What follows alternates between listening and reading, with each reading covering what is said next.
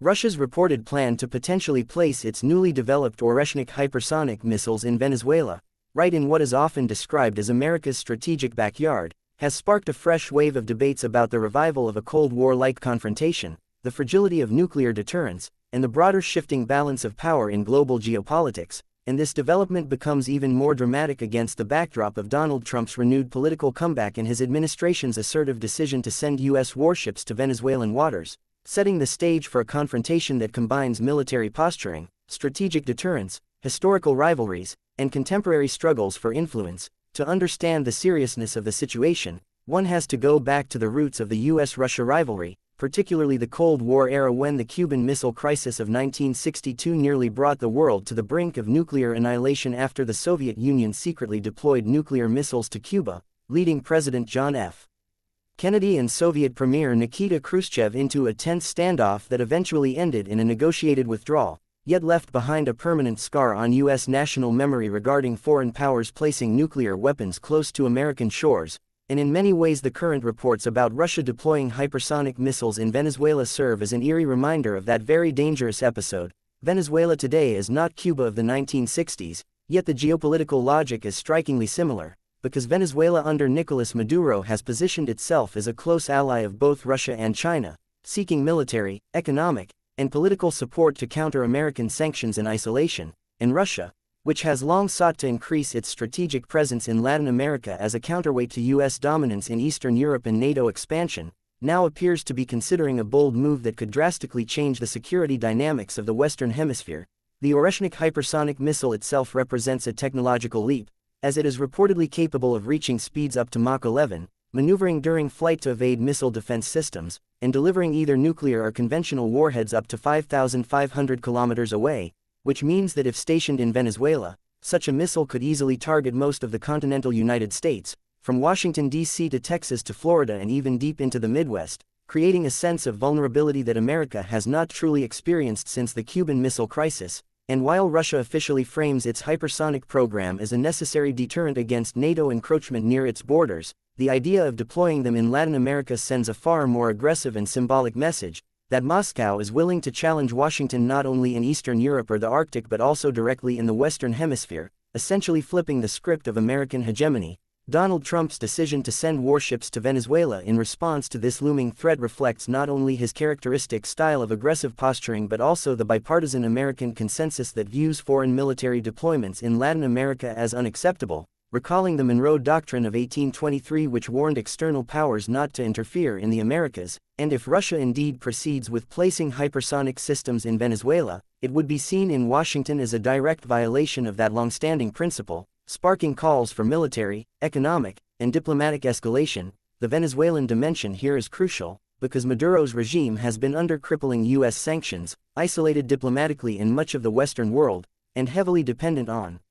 Russian and Chinese support for survival. So by allowing Russian missiles on its soil, Caracas would not only strengthen its security guarantees but also raise its bargaining power against Washington, effectively daring the U.S. to take military risks in its own neighborhood. Yet the dangers are immense, because hypersonic weapons are destabilizing by nature. Their speed compresses decision-making time for national leaders, leaving little room for diplomacy during a crisis, and when nuclear warheads are potentially involved, miscalculations could prove catastrophic, plunging the entire globe into nuclear conflict. Analysts argue that Russia's motivation may not necessarily be to permanently station such missiles in Venezuela but rather to test American resolve, signal its ability to project power globally, and extract concessions in other theaters such as Ukraine, Eastern Europe, or the Arctic, where NATO and Russia remain locked in high-stakes competition. And in this sense Venezuela becomes a bargaining chip, a stage for great power rivalry rather than merely a local partner. Nevertheless, the symbolism of placing advanced weapons so close to American soil is profound,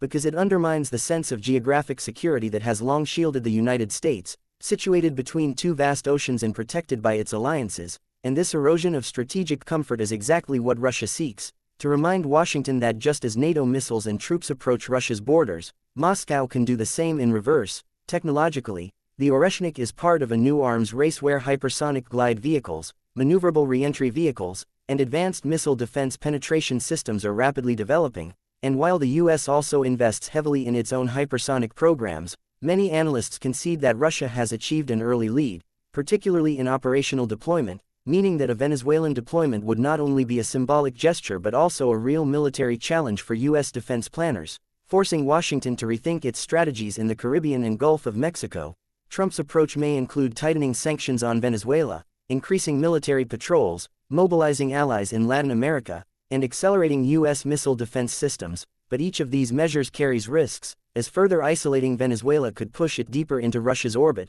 while military escalation risks sparking a direct clash with Russian forces, an outcome no one desires but which cannot be ruled out in today's tense environment. Latin America itself becomes a crucial battleground of influence, where China already invests billions in infrastructure and trade, and Russia leverages military and energy deals, while the United States struggles to maintain its traditional dominance amid declining soft power and growing anti-American sentiment in some quarters, meaning that the Oreshnik missile story is not just about weapons but about shifting global alignments, the emergence of a multipolar order, and the contest between democracy, authoritarianism, nationalism, and populism. Ordinary Venezuelans, meanwhile, are caught in the middle, facing economic hardship, political repression, and now the prospect of their country becoming ground zero for a potential great power conflict, raising moral questions about whether the global arms race serves the people at all or merely endangers them. As for Russia, the deployment talk highlights its confidence in challenging the U.S., projecting strength despite its economic difficulties and international sanctions,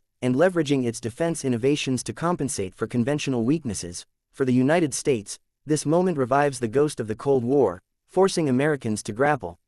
with the possibility that their homeland is once again vulnerable to foreign missiles stationed just a few hours' flight away, and for the world, it marks another dangerous escalation in an already turbulent era, where trust is eroding, treaties are collapsing, and the lines between deterrence and provocation blur dangerously. Whether or not Putin actually sends the Oreshnik missiles to Venezuela, the mere suggestion already shifts the global narrative, signaling a readiness to provoke fear, command attention, and force Washington into difficult choices, and this, ultimately, is the essence of power politics in the 21st century, a struggle not only over weapons but over perceptions, influence, and the fragile psychology of deterrence that holds the nuclear peace together.